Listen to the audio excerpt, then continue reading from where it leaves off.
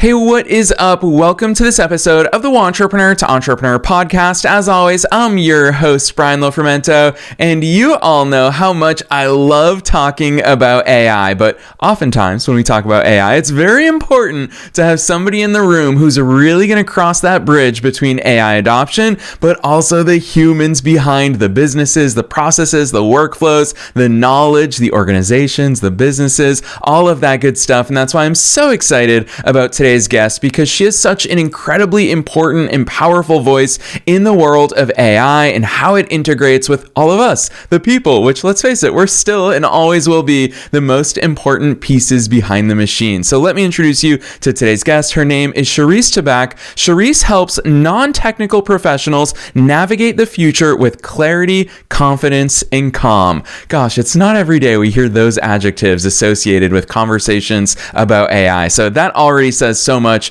about Shereice's energy and the voice and the message that she brings to this. After 2 decades in data-driven marketing and digital transformation, where she led teams, she scaled startups and guided Fortune 500 brands, she now focuses on what most AI training overlooks: the human experience. As the founder of Agency, Shereice blends AI literacy with embodied leadership practices to help individuals and teams shift from overwhelm to agency. Her approach integrates practical skill building with tools to manage stress, stay centered, and lead through change. Shereice brings deep expertise in strategic communication, data intelligence, and product innovation, paired with a grounded, real-world perspectives on what it takes to learn and lead in uncertain times. She's passionate about making the future of work more humane, inclusive, and intelligently designed, and all of that is to say that we're all in for a treat today. So I'm not going to say anything else.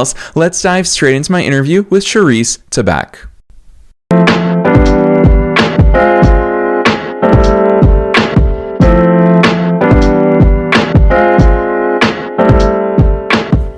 All right, Charisse, I am so very excited that you're here with us today. First things first, welcome to the show. Thank you, Brian. Delighted to be here. It is such a treat to have you here. I feel like I tease listeners just a little bit about how brilliant you are and all the things that you've done. And you obviously bring an incredible professional acumen to what you're doing entrepreneurially. So let's start with you, Shereice. Take us beyond the bio. Who's Shereice? How'd you start doing all these cool things? Yeah. Thanks, Brian. So look, I think the bio sort of, says it all. One point that I would like to make, and that it probably doesn't cover, is that, essentially I've spent my entire career in the corporate world. And as I started to mature in my career and the more experience I got, the more I realized that other people like me that are experienced, that have a certain level of gravitas and maturity in their careers, were not necessarily being seen and heard for the experience that they could bring. And given the world that we live in, with technology, with rapid changes, we're often overlooked because of mergers, acquisitions, younger people coming in that could get paid, a much lower wage. And so, we've witnessed in the last, I would say, 10 to 15 years, the fallout of a certain generation of experienced professionals. And that's exactly what happened to me. In full disclosure, I had sort of reached the pinnacle of my career and I got let go, and it was devastating for me. And I kept trying to go back to where I was. And after a while, I realized I was asking the wrong question. And it wasn't so much about how do I get back to where I was, but where am I going to? And so many other professional people have expressed this to me. And so, because I already had an interest in that, I started to develop an interest also with AI. And I realized as I spoke to more and more people that in a similar sort of genre to me and state of life to me, they were experiencing the same thing. I was like, there's something missing here. It's not just about teaching somebody how to prompt or the skill of generative AI. It's about helping them to also access their confidence, their resilience, their experience, what is innately what they've already developed, and how you bring the two together to make not only the future of work more human, but to make experienced people feel that they can still contribute and still be confident and add value as this world sort of rushes forward into the future.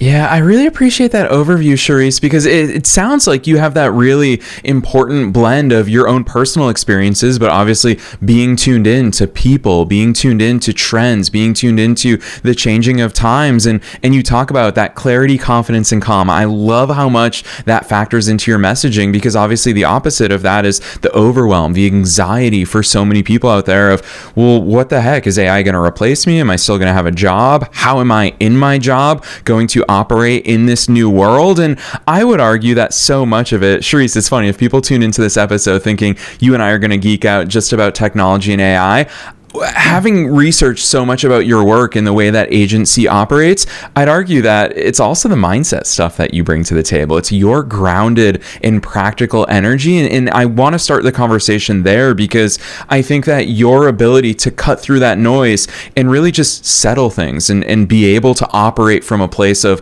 let's make sense of this, that seems like one of your superpowers. So Shereice, I'm going to put you on the spot there to talk about that mindset of where we can actually start this journey from, because I feel like we're all figuring this out in so many different ways. Where should we begin that journey in our own minds? Yeah, look, there is a lot of noise in the market right now about AI and its impact and effectiveness that it's going to have on the workforce and the workplace, and so many people are going to be impacted, industries are going to be impacted. So the immediate response is going to be anxiety, fear, overwhelm. And so where we start is by sort of unpacking that and saying, so what is that anxiety about? What's that fear about? What is that overwhelm about? And where are you feeling it in your body? Because everything that is around us and what we're listening to and the media hype, it's all affecting our minds. And our minds are absorbing all the noise. And what I'm saying, what we're saying through the practice that I have put together is, how do you feel in your body? What is your body telling you about the way you're feeling? And so the first component of the what I bring to my literacy program is what I call leadership embodiment. In other words, how do you use your body as an ally or an asset? How do you understand it so it can help you to understand that stress, cope a little bit better with that stress and that anxiety? And if you can sort of shift the energy in your body, even just 1%, you're in a more spacious, open, and calmer state for learning. And then you're kind of more ready to start absorbing this new world. And I will say that the AI practices that I have as part of my program are basic. There's nothing sophisticated. I do very basic stuff. And we can chat a little bit about that if, in sort of another question or two. But we start by understanding the impact that anxiety and stress has on the human body. Yeah, and that's such an important place to start, Shereice. And it's not common to hear this sort of approach in your industry or really in any tech industry at all. So when we talk about the human element being behind the core of what it is that you do and how you do it, oftentimes that's just a cliche, but it's really cool to hear from you firsthand how that actually manifests in a really tangible, practical way in your work. And also, I want to dive straight in. I want to piggyback off that point you made, that even though AI is one of the most complex systems we as humanity are ever making sense of at scale. I mean, it's cool. There's a lot of rocket science that's literally out there, but Shereice, you and I are not rocket scientists. We don't have to be involved in that. But AI is different in the fact that everybody has access to it. It's permeating all different facets of our lives. My niece and nephew, they're 8-year-old twins. They are using AI in different ways. I've never seen such a revolutionary technology just permeate through all age groups, industries, every single thing. So with that in mind, Shereice, How do you take such a wide and deep topic and start to make sense of it and start to put it in a simplistic format? Where do we even begin when it comes to that sort of AI literacy and training? Yeah.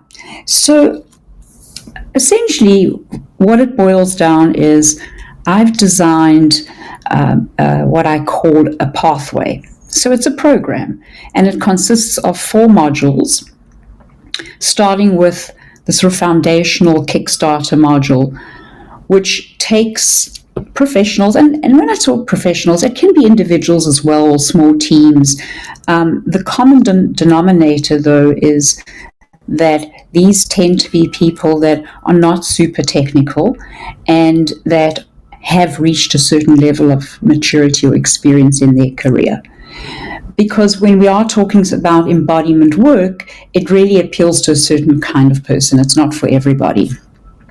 So we start by introducing the concept of what is leadership embodiment, what does it really mean, and so demystifying the idea that it really is just about understanding how your body responds to pressure, to stress, and it's kind of low-grade pressure and low-grade stress. And how do we do that? We do it by explaining the science of the body, that when we are stressed and when we are anxious, the body produces cortisol. And cortisol, while very useful for short periods of time when we're running away or when we're trying to escape, over an extended period of time, it tends to have this effect where it slows down the brain's processing of information. And it results in this kind of fight, flight, freeze response that we have. So what we're doing is we're saying to people, this is actually what happens to your body when you're stressed. It's not woo-woo, hippy-dippy stuff. It's pure science. So let's understand that, and let's work to help you understand that you can start to bring in other hormones like testosterone and oxytocin to shift us into a more spacious, open state. And so we start with that. We start with, this is the science of the body. If you understand the role that hormones play, if you understand the role that constriction and openness play, and if you understand that you have access to tools that can help to shift that, such as your breath, your posture, the space around you, which is sort of 2 feet in every direction. We help people to understand these are tools for you, these are resources for you, these are assets that you can use, and you have access to them 24 hours a day, every single day of the week. So we introduce what we call centering, which is the core practice of leadership embodiment, where what we do is we help people understand this is how you respond when you're in a place of low-grade threat, and if we can help center you and shift your energy into a more open, spacious state of being, you are more receptive to being resilient and open to learning. And once we've done that, we then start with the fundamentals and the basics of generative AI. And to your point, Brian, the whole idea of AI needs to be demystified, because AI is around us everywhere, all day long. It's almost become like electricity. It's a utility. It's when we switch on Netflix and it gives us a recommendation, or it's when we speak into Alexa and it responds to us, or when it's something that we're working on at home and it talks back to us because the algorithm is working. So it's already inherently part of our lives. But what I am talking about is generative AI, which is a little bit different.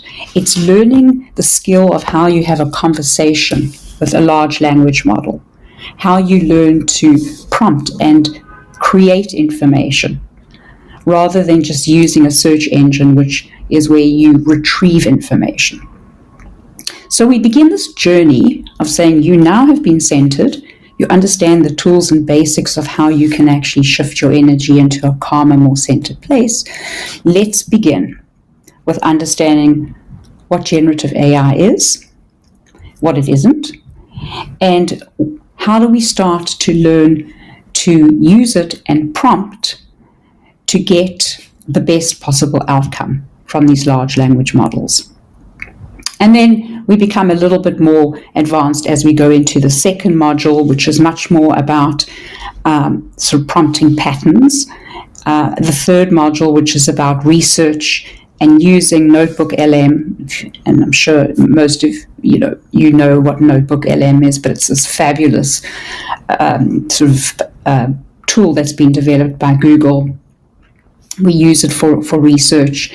And then the final module is about learning how to build a custom assistant, taking some of the embodiment work into that with ethics, responsibility, and how you take a stand with your large language model to make sure that it does not hallucinate, that it's ethical, that it's responsible, it has guardrails, it has rules, etc. Yeah, I really appreciate that overview and those insights, Shereice, because obviously it's such a carefully and intentionally designed workflow that you're guiding people through.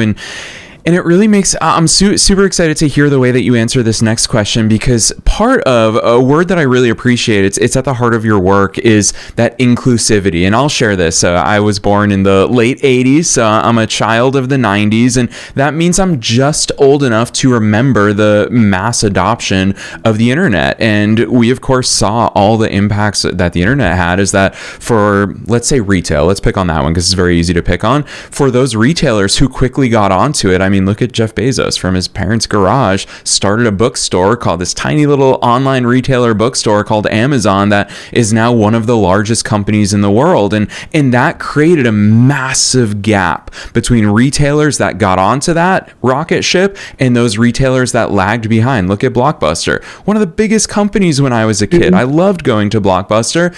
That doesn't exist anymore because they just didn't keep up with those times.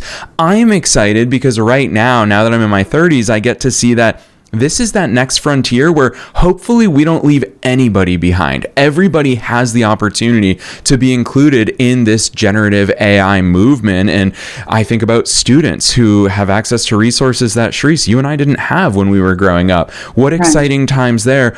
How do you help people navigate it if they don't view themselves as part of this movement, especially knowing that you work with non-technical professionals who are thinking, everybody else will figure it out. They'll tell me what I need to know. They'll tell me what I need to do.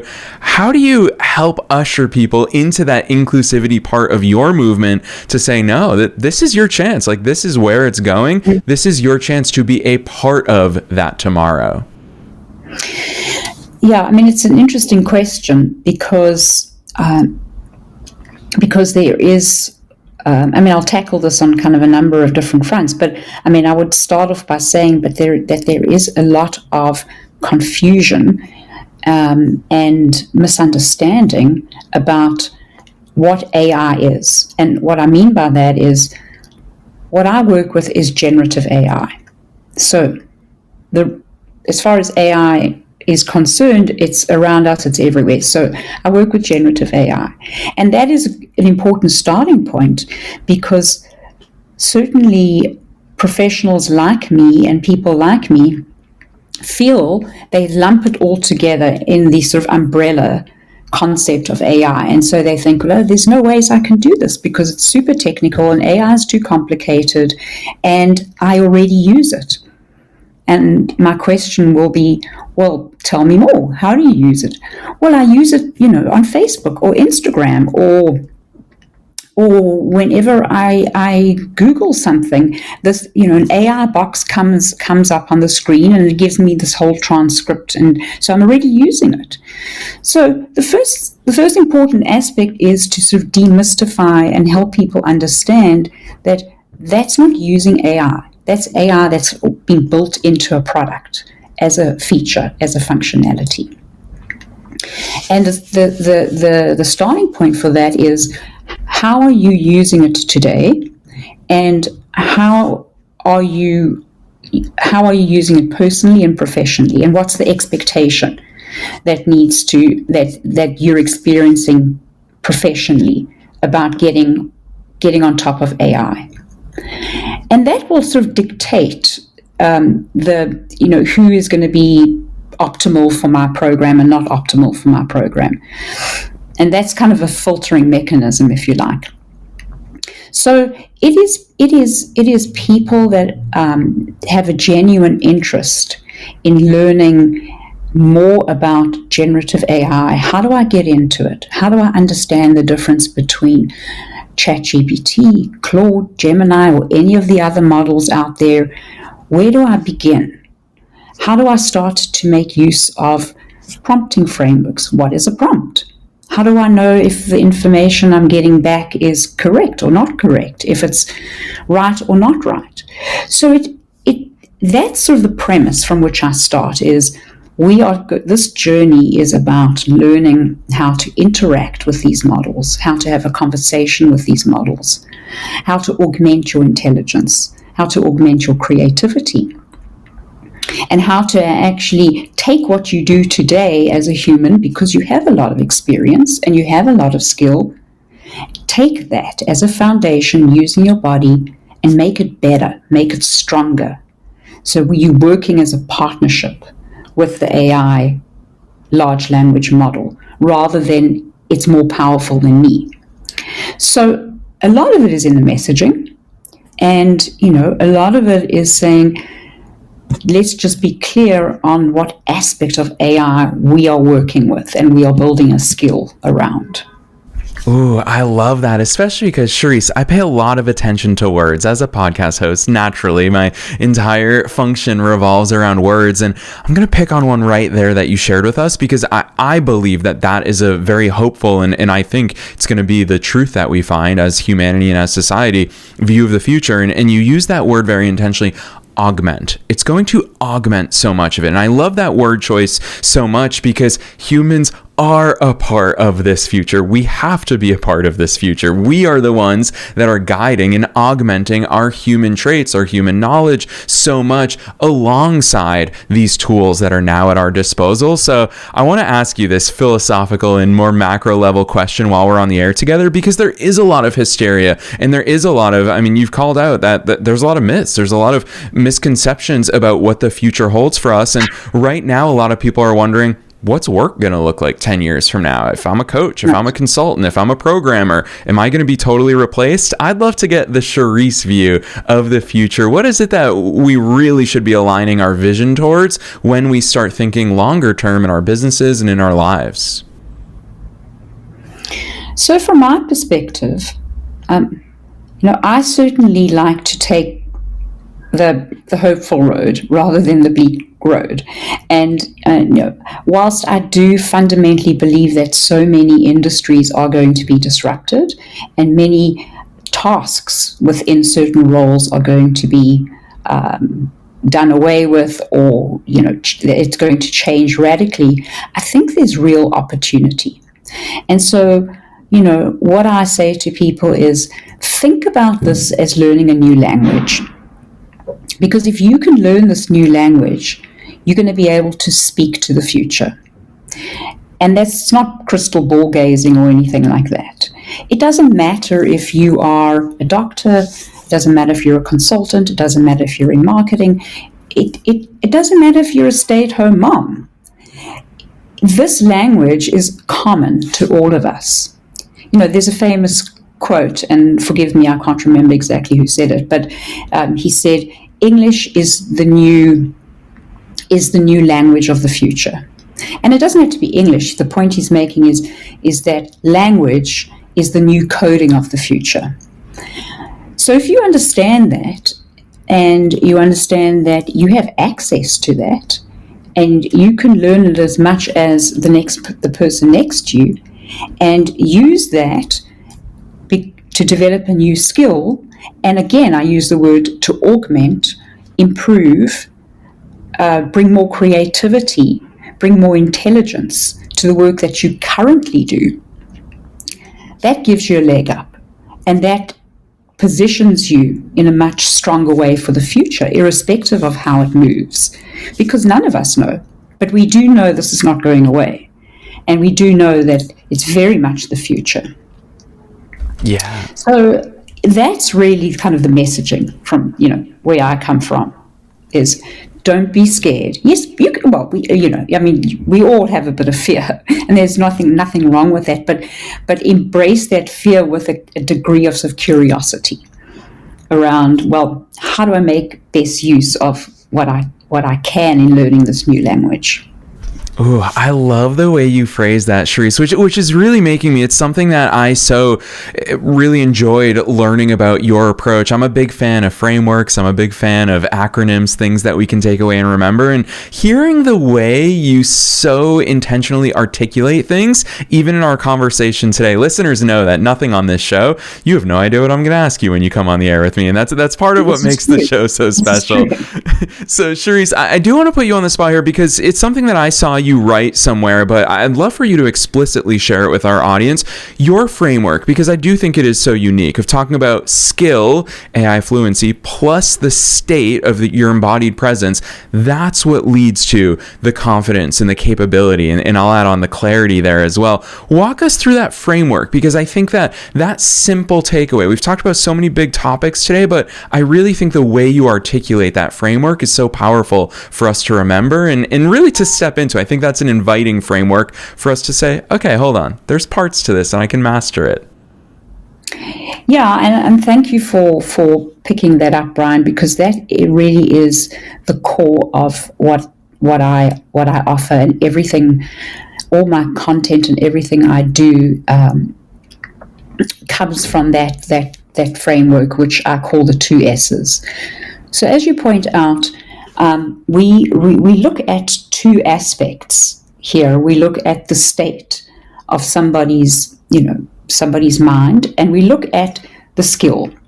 And most literacy programs today, or most teaching in general, if you're not doing kind of sort of self-development or spiritual type of work, most training today is very much focused solely on skill, developing the expertise in a particular area and developing subject matter expertise, and that's where it stops. So you find that either it over-indexes on skill or it over-indexes on state, because there's many deep learning that happens on the state side as well, of like how do you improve your state of being. But there's very little that combines the two. So the sweet spot for agency and for the content and material that I develop is, if you think of a Venn diagram, where those two intersect, where we're working with your state of mind or your state of being, making sure that that's been, you're in the right state of mind and being by being centered. And then we work with the skill at the same time, so that when you walk away from the lesson, from that particular module that we've done, you've embodied it. You haven't it's not just in your mind, but it's actually in your body. And so you feel it. And with every single exercise that we do, we bring an aspect of the leadership embodiment work into the prompting. So what I mean by that, by way of example, is when we talk about the first module where we learn how to center and shift energy from being constricted to being more open and spacious, we say, now let's bring that to the large language model. Let's bring that to the chat GPT interface. Let's start to learn how to prompt from the state of centering and being more spacious and open. And so we learn to prompt, bringing and embodying some of that work into it. And the first big competency, if you like, leadership embodiment competency we work with is this idea of inclusivity, where we're all in this together. But how do you then embody that, and how do you bring that into learning about AI? And so we say the quickest, easiest way to do that is to learn the AI prompting pattern of personas, developing a persona. So in other words, I'm sure you've heard of this, but if you're prompting, you will say, act as a patient therapist and tell me about how I can deal with this difficult situation that I'm having at work right now. So what you're doing now is you're taking that concept of inclusivity as a leadership embodiment competency and you're bringing it to the AI. You're actually embodying it and bringing it, but at the same time, you're learning about prompting, you're learning about prompt patterns, and you're learning about something that's repeatable over and over and over again. I love that. That's what I love about frameworks, patterns. It's that repeatable nature, because in a world where things are so fluid, and especially in a world where things are always changing, Shereice, it's this type of work that you do. And I keep using the word with you while we're on the air together, but intentional. It's just, I really appreciate how intentional you are about all the ways that you've structured the work that you do and the way that you guide others through this process. So huge kudos to you, but I'm also excited to put you on the spot one last time with the broadest question of them all to see what direction you take it in, and that is, what's your best piece of advice for listeners, knowing that we're being listened to by both entrepreneurs and entrepreneurs at all different stages of their own growth journeys, and also knowing that you are one of us, you're a fellow entrepreneur. What's that one thing that you want to leave listeners with today? Well, I'm just talking from personal experience, and I'm kind of going to go rogue here, which is sort of not what I'm encouraging as far as my work is concerned, but stick with your passion and your belief, and just keep at it. I should have done this 10 years ago, and I didn't because I was too fearful of leaving my corporate job and giving it a bash. But, just stick with it, because the passion and the joy is really what's kind of helped me to build this and to get out there and to believe in it. And so I think that I can truly help people, and I want to help people because it's important work. So that's my message. Yes, I love that. And you're not saying it's going to be easy, and it certainly will not be easy, but we've got to take those steps with the knowledge that we can help and serve others. And you've been such a shining example of that here on the air today, Shereice. So I'm very excited for people to actually go forth and see this stuff in action. I love your website. You actually use that visual. That's my big beef about podcasting, is that it's not a visual platform, but you use that Venn diagram. And as a visual learner, I so appreciate the way that you articulate these concepts, whether it's through words, us having a conversation today, or on your website. I'm very excited for listeners to find your work. So Shereice, for listeners who want to go deeper into all this stuff, drop those links on us. Where should listeners go from here? I encourage listeners to check out my website at agency.ai, because there is a wealth of information and resources on the website that hopefully will pique your curiosity even further. There's also some videos. There is a video on learning how to center, and it really just takes you deeper into what each module contains and how we go from the basic foundational AI work to a sort of a more advanced way of building your own custom GPT. So have a look at the pathway. It is intentional. It has been designed as building blocks, along with the leadership embodiment work, which does the same thing. So please check that out. Yes, and listeners, you already know the drill. We're making it as easy as possible for you to find that link down below in the show notes, no matter where it is that you're tuning into today's episode. You don't have to remember about spelling. You don't have to worry about remembering anything. You can click right on through from the show notes down below. So Shereice, on behalf of myself and all the listeners worldwide, thanks so much for coming on the show today. Thank you, Brian. It was a delight.